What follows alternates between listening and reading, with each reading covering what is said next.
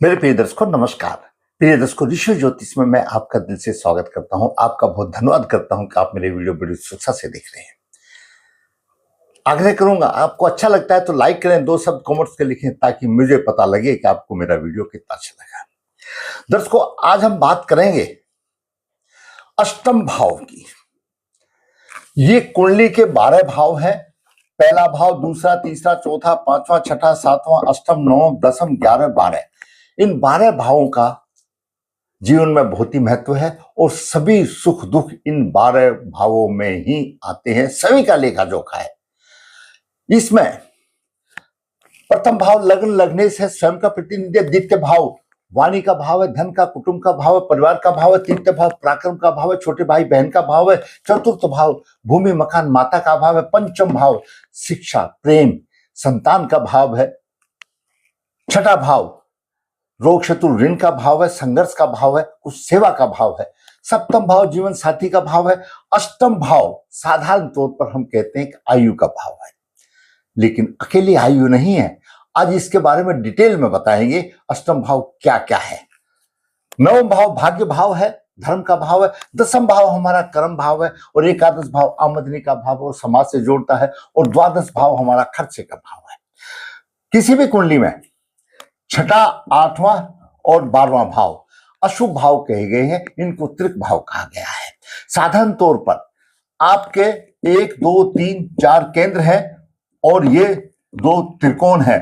तो साधारण तौर पर वैदिक ज्योतिष में ऐसा कहा गया है, केंद्र त्रिकोण के स्वामी या दूसरे स्वामी छठे, 8वें, 12वें भाव में हो तो अपने भाव की हानि करते हैं। शुभ ग्रह होंगे वो, यानी केंद्र और त्रिकोण के, केंद्र कौन सा हुआ, 1, 2, 3, 4 केंद्र, 2 त्रिकोण के स्वामी शुभ माने जाते हैं।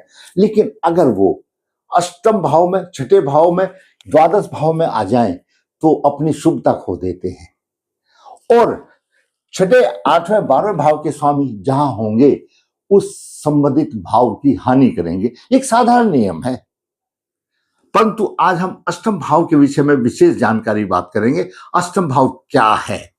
अष्टम भाव जीवन मृत्यु का भाव है, दीर्घकालीन रोग का भाव है, कष्ट का भाव है, परिवर्तन है। मृत्यु क्या है? एक परिवर्तन है। एक आत्मा बदली होती है तो दूसरे आते। अष्टम भाव एक खड्डा है, अष्टम भाव पाताल है, अष्टम भाव समुद्र है, अष्टम भाव शमशान है, परिवर्तन है। और अष्टम भाव पृथ्वी धरती माता का गर्भ भी है, समुद्र भी है। क्यों? अष्टम से पार चले जाते हैं तो 9 भाव देश आते हो, तो एक समुद्र भी अष्टम भाव है। विदेश यात्राओं से भी कहा जाता है। अष्टम भाव हमारे शरीर के गुप्त अंगों का भी भाव है। वैदिक ज्योतिष में कहा गया है कि केंद्र त्रिकोण के स्वामी अगर अष्टम भाव में है तो अपनी शुभता खो देते हैं, जैसा मैंने आपको पहले बताया। परंतु छठा और अष्टम भाव और द्वादश भाव ये विपरीत राजयोग भी बनाते हैं, विपरीत याज योग भी बनाते हैं। अष्टम भाव जीवन साथी का सप्तम भाव है तो अष्टम भाव उससे दूसरा भाव है। जीवन साथी का धन का भाव है, ससुराल का भी भाव इसको माना गया है। अष्टम भाव पीड़ित हो तो वैवाहिक सुख में परेशानी आ जाती है। क्यों? गुप्त अंगों का भाव है। अगर वह पीड़ित हो तो अनैतिक कार्य की तरफ भी अष्टम भाव का संबंध रखता है।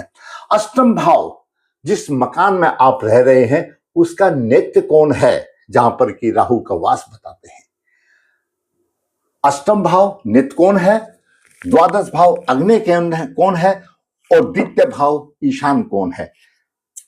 और ये सब बहुत ही महत्वपूर्ण है। हमने अनुभव में देखा है दर्शकों, जिस जाति की कुंडली में ये अगर बलवान होते हैं, अष्टम भाव, दीर्घ भाव और ईशान कोण पीड़ित होते हैं तो उनको वास्तु के ये दोष के रहित ही मकान मिलता है, कैसा भी हो। क्यों? अग्नि कोण पीड़ित होगा, अगर द्वादश भाव पीड़ित होगा तो अग्नि कोण खराब है। नेत्र अष्टम भाव पीड़ित होगा तो आपका नेत्र कोण भी खराब है। ईशान कोण पीड़ित होगा, द्वितीय भाव पीड़ित होगा तो आपका ईशान कोण भी खराब है। वास्तु का और ज्योतिष का लिंक है। जो हमारे पास कुंडली आई है वो इसी से संबंध है, था आपको पूरा बता देना अच्छी बात है। तो ये अष्टम भाव मैंने आपको बता दिया क्या है। अष्टम भाव नित्य कोण भी है, द्वादश भाव भी है, द्वादश भाव अग्नि कोण है, द्वितीय भाव ईशान कोण, मैंने आपको बता दिया पूरी भूमिका, ताकि सबको मालूम हो। अष्टम भाव में 64 नवांश भी बनता है और 22वां देश कोण भी बनता है, जो वैदिक कोण का एक हिस्सा है। वो हम कुंडली में बताएंगे जब आगे चलेंगे। पहले भी हमने बहुत बताया है। जो ग्रह 64 नवांश में और 22वें देश कोण में होता है, वह अपनी दशा अंतर्दशा में धन की हानि करता है। क्यों? अष्टम भाव से सीधा सप्तम भाव में धन का भाव है। तो ये एक प्रारंभिक बात है। आज का वीडियो है कि आपके अष्टम भाव में अगर 12 भाव है, इनका स्वामी अष्टम भाव में है, तो क्या प्रभाव पड़ेगा। जैसे कि लग्नेश है, लगन, आपका लगन का स्वामी अष्टम भाव में, तो क्या प्रभाव पड़ेगा। आयु तो लंबी होगी, धन के पीछे भागने वाला होगा। अष्टम भाव सुप्रभाव और अष्टमेश सुप्रभाव में अगर हो तो बुद्धिमान भी हो सकता है। अष्टमेश वहां पर हो और सुप्रभाव में तो बुद्धिमान भी हो सकता है। अकस्मात धनी बनने का तो सपना जोड़ता रहता है और पाप प्रभावित हो, क्योंकि लग्नेश अष्टम भाव में पाप प्रभावित हो तो चरित्र बल भी कमजोर हो सकता है, उसको संभाल कर रखना चाहिए। द्वितीय भाव धन का भाव है, वाणी का भाव है, कुटुंब का भाव है। अगर अष्टम भाव में आ गया, धन की हानि होती है, धन डूब भी जाता है, दरिद्र बन जाता है और अच्छी स्थिति नहीं होती, भाग्यवादी बना रहता है, जो देखा जाएगा जो मिलेगा वो ठीक होगा, अगर द्वितीय भाव का स्वामी अष्टम भाव में हो। अब आती है तृतीय भाव पराक्रम का भाव है, छोटे भाई बहन का भाव है, कुछ कर गुजरने का संकल्प है। अगर हमारे अंदर कुछ करने की क्षमता नहीं है तो हम बेकार हैं, अर्धमरे से। अगर तृतीय भाव का स्वामी सुप्रभाव में अष्टम भाव में हो तो भाइयों का अच्छा सुख मिलता है, प्रेम बढ़ता है, प्रतिष्ठा भी मिलती है, और पाप प्रभावित हो तो भाइयों के लिए अशुभ होता है। और जब यहां आ गया अष्टम भाव में, जैसा मैंने पहले बताया था, गुप्तंगों का स्वामी है और यहां पर तृतीय भाव का स्वामी पाप प्रभावित हो तो दाम्पत्य सुख में भी परेशानी आती है। अब बात करते हैं चतुर्थ भाव का स्वामी चतुरेत अष्टम भाव में हो, दुर्भाग्य वाली बात होता है, स्वभाव क्रूर होता है, चिड़चिड़ा होता है, रोगों का शिकार हो जाता है, माता भी बीमार होती है, धन और सुख से हीन होता है, दुष्कर्म करने वाले की उसकी होती है, संपदा को लुटा देता है मूर्खता के बनकर, यानी इतना मूर्ख होता है, क्षमता गुजारते और शुभ प्रभाव में हो तो किंचित थोड़े शुभ फल भी मिल जाते हैं, ऐसी कोई बात नहीं। अब बात करते पंचम भाव मैंने बताया शिक्षा का भाव है, संतान का भाव है, प्रेम का भी भाव है। अगर अष्टम भाव में हो, शुभ प्रभाव में हो तो अष्टम भाव आविष्कार भी है, पीएचडी भी होती है, गूढ़ ज्ञान भी होता है। अगर अशुभ प्रभाव में हो तो वाणी भी कटु हो जाती है, कटु वचन बोलने वाला होता है, श्वास का रोगी भी बन जाता है, स्त्री सुख में कहीं ना कहीं कमी हो जाती है और कोई ना कोई उसका बातचीत करने का उसका ऐसा तरीका हो जाता है, उसको सब दूर से छोड़ते हैं, कोई साथ नहीं लेना चाहता, बुद्धिहीन हो जाता है। लेकिन अगर शुभ प्रभाव हो, अष्टम भाव का और पंचम भाव का मेल हो जाए तो ऐसे जातक पीएचडी भी हो जाते हैं। अब बात करते हैं छठा भाव तीर्थ भाव है, रोग शत्रु ऋण का भाव है और संकल्प का भाव है, सेवा का भाव है। अगर छठा भाव रोगी है तो अष्टम भाव दीर्घकालीन रोगी है। अगर छठे भाव का स्वामी अष्टम भाव में होगा, दीर्घकालीन रोग होगा। अगर ऐसा सूर्य हो तो नेत्र रोग दे देगा, चंद्रमा दंड वाला होगा, कोई चंद्र से संबंधित, छाती से संबंधित परेशानी हो जाएगी। मंगल विरोधी बनाएगा, एक दूसरे के साथ विरोधी बनाएगा। बुध हो तो क्रोध होगा, घमंडी भी होगा। गुरु होगा तो मामा से बैर भी होगा। शुक्र होगा तो स्त्री सुख में हानि होगी और शनि वात का पीप दे देगा। अगर यहां पर छठे भाव का स्वामी अष्टम में हो और पाप प्रभावित हो तो विपरीत राजयोग भी बनता है। छठे भाव का स्वामी अष्टम में हो या द्वादश में कहीं पर भी हो, पाप प्रभावित हो, विपरीत योग बनता है। आपकी विपरीत स्थिति में वह आपकी मदद के लिए होता है, इसी का कहा है विपरीत योग। अब अष्टम भाव का स्वामी अष्टम में हो, निरोग तो होगा और पीड़ित हो तो रोगी भी होगा भाई। निंदा करने वाला होगा, दूसरों की निंदा करने वाला होगा, स्त्री सुख से हीन होगा और ऐसे जातक को जब पीड़ित होता है तो बचना चाहिए। कहीं ना कहीं चरित्र संबंधित परेशानी आ जाती है, अपमान मिलता है, फिर समाज में अपमान का भी भागी बन जाता है। तो सोच समझ करके कदम रखना चाहिए। नवम भाव भाग्य भाव है, और भाग्य भाव अगर अष्टम भाव में आ गया, अपने से दूसरे भाव में हो गया, तो भाग्य की हानि होगी, भाग का खर्च हो जाएगा, हानि होगी, भाग्यहीन हो जाएगा, हिंसक स्वभाव हो जाएगा, दर दर की ठोकरें खाएगा, और स्त्री सुख में भी परेशानी आएगी, पिता के सुख में भी परेशानी आएगी। तो नवम भाव पिता का भी भाव है। अब बात करें दसम भाव। दसम भाव हमारा कर्म का भाव है, प्रतिष्ठा का भाव है, पूर्व जन्म की कर्मों का।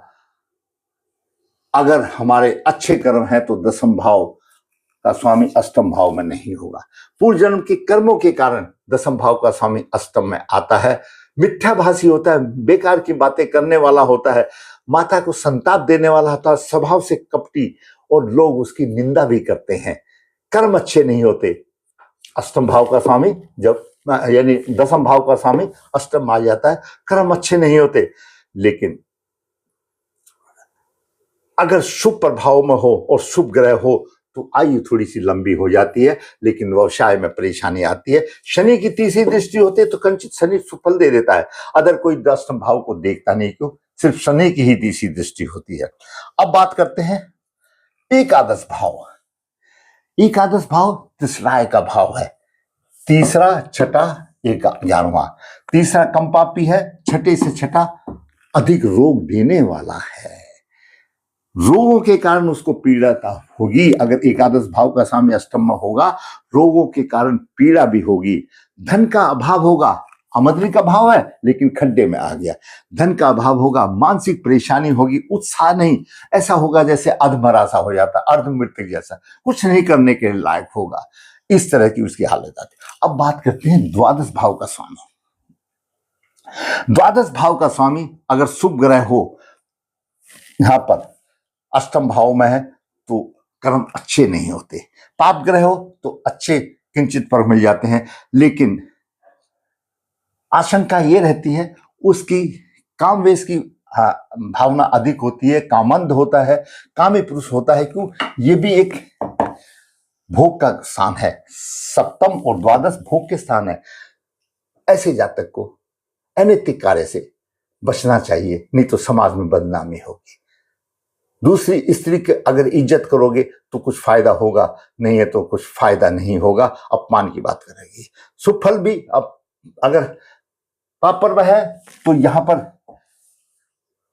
विपरीत राजयोग भी बना देता है, दीर्घायु होता है और कुछ सुखों को भी भोगता है। ये मैंने आपको आपके सभी भाव के स्वामी अगर अष्टम भाव में हो उसका मैंने आपको फल बताया। क्यों, अष्टम भाव खड्डा है, परिवर्तन है अष्टम भाव। और अष्टम से अष्टम तीसरा भाव होता है, दोनों मृत्यु के भाव कहे जाते हैं। यहां पर भावेश आकर के अगर पीड़ित होता है, अशुभ होता है तो अशुभता होती है। अब अष्टम भाव में मैंने आपको दो चीज बताई थी, 64वां नवास, 22वां देश कोण। आपके लगन के उदय अंश कितने हैं, अभी संबंधित कुंडली में इस पॉइंट को हम आपको क्लियर करेंगे। मैंने अभी आपको बता दिया लग्नेश, धनेश, तृतीयेश, चतुर्थ, पंचमेश, छठेश, षष्ठेश, अष्टमेश, नवेश, दसमेश, एकादश, द्वादश भाव अष्टम भाव में हो तो क्या प्रभाव मिलेगा। 64वां नवास और 22वां देश का लगन उदय 19 डिग्री है, 26 इंच है। पहले वीडियो में हमने बताया कि उदय अंश से काउंट करना है, और जब अष्टम भाव में 19-26 जाएंगे तो 63 नवास बनेंगे। एक राशि में 9 नवास होते हैं, 1 2 3 4 5 6 7, 9 7 63, 9 × 7 63। जितने उदय अंश होंगे वहां से शुरू होंगे, वहीं से खत्म होंगे। तो 19 डिग्री 26 मिनट से शुरू हो रहा है, उदय अंश शुरू हुआ, तो यहाँ के 19 डिग्री 26 मिनट तक 63 नवास होंगे। उसके बाद 64वां नवास शुरू होगा, 19 डिग्री में 3 20 जोड़ दिया, 22-46 तक। जो यहाँ पर इस लगन कुंडली का लगन उदय के आधार पर 22-46 तक जो अंश होगा वो 64 नवास में होगा। तो 22-40 पर कितने आ गए, शुक्र भी आ गया, राहु भी आ गया, गुरु भी आ गया, ये जो है 64 नवास में आ गए। 22वां देश कोण, एक राशि में 3 देश कोण होते हैं, 3 डिग्री का 3 देश कोण है, एक देश कोण है। पहले आपको मैंने कितनी बार बताया है। तो सप्तम भाव तक 21 देश कोण बन जाते हैं और अष्टम भाव से 22वां देश कोण शुरू होता है। कहां से शुरू होगा? उदय अंश से। 19 डिग्री 26 मिनट पर उदय अंश हुआ तो 10 जोड़ दो, 29 डिग्री 26 इंच तक 22वां देश कोण होगा।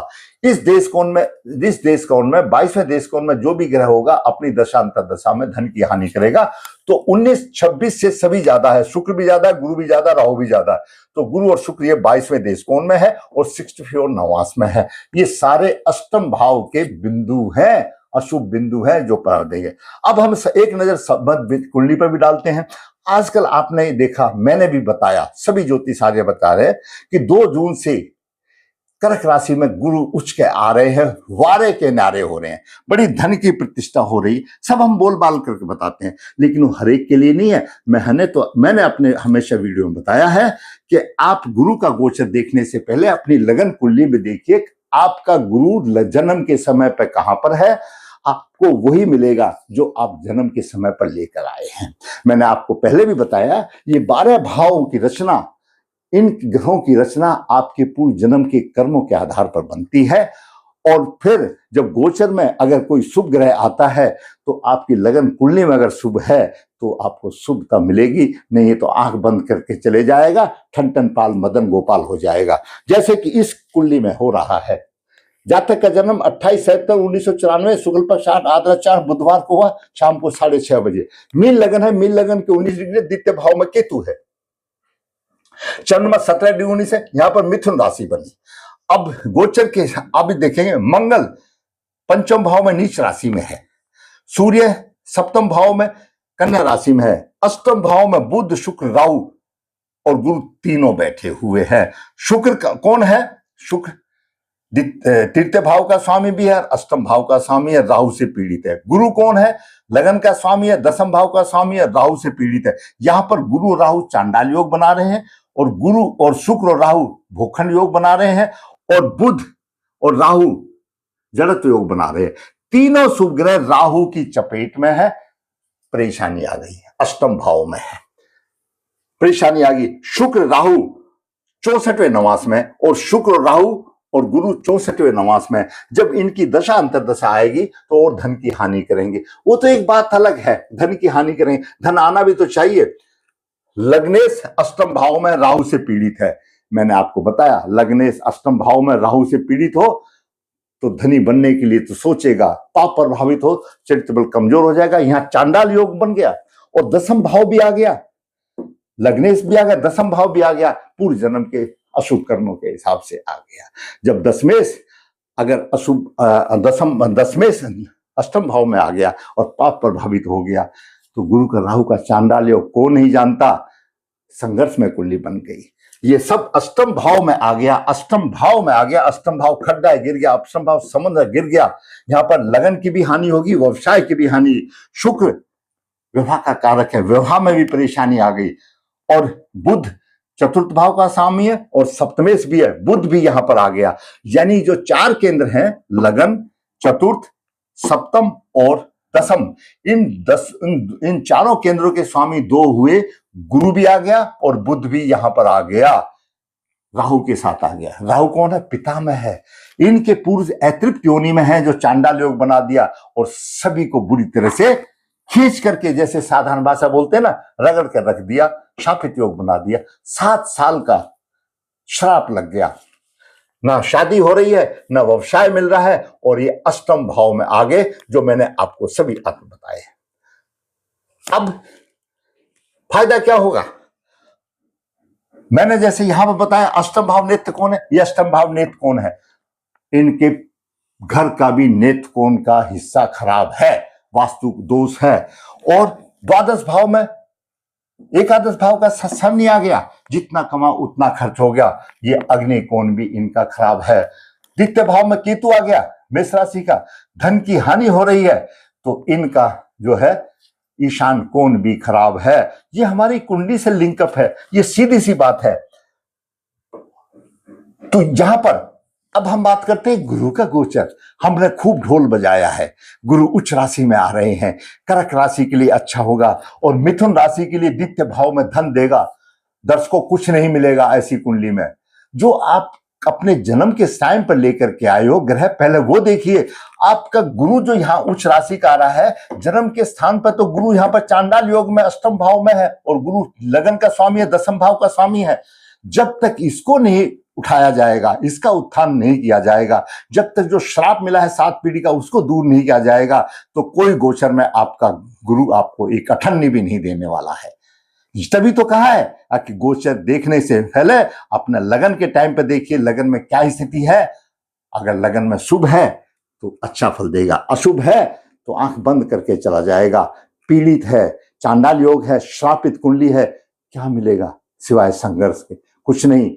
इंतजार करने की जरूरत नहीं, अपना दोष निकालिए, अपना चांडाल योग दूर कीजिए, अपना शापित कुंडली का दोष दूर कीजिए, उपाय कीजिए, गुरु के उपाय कीजिए, राहु के उपाय कीजिए जिसने किया है, ताकि आपके ये 64वां 9वां 22वां देश को नेत्र को ये सब से बचाव हो सके और आपका जीवन एक अच्छे मार्ग पर चल सके। तो मैंने एक संघर्ष कुंडली में आज मैंने आपको बताया कि आपका भावेश अष्टम भाव में आपका कौन सा भावेश है उससे आप देख सकते हैं। अगर इसी तरह से पीड़ित है तो आपको गुरु कर्क राशि में आने के बाद भी आपको कुछ नहीं देगा, आपको अपना शापित योग निकालना पड़ेगा।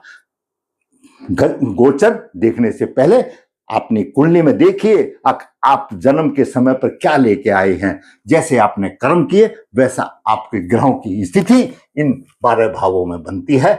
वैदिक ज्योतिष में उनको प्रति उपाय करने का तरीका है। शापित कुंडली का दूर कीजिए, लग्नेश का रत्न धारण कीजिए और जो ग्रह हैं उनकी शांति कराइए, तो आपको किंचित गुरुदेव का प्रभाव मिल सकता है। अगर आपको मेरा वीडियो अच्छा लगा तो लाइक कीजिए, जिन्हें चैनल सब्सक्राइब नहीं सब्सक्राइब कीजिए ताकि आने वाली अपडेट आपको मिल सके। धन्यवाद।